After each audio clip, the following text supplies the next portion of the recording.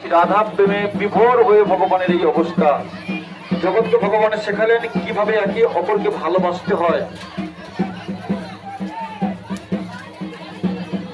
ভগবান শেখালেন কিভাবে সবাইকে সম্মান করতে হয়। বহুজন সুখায়, বহুজন হিতায়, বহুজন সুখায়। এই মুহূর্তে আমাদের রথ মন্দির মহাবতনগর ফেরিস্তলায় অবস্থান করছে। ভক্তগণ সবাই ভগবানের কাছে এসেছেন, ভগবানকে দর্শন করার জন্য এসেছেন।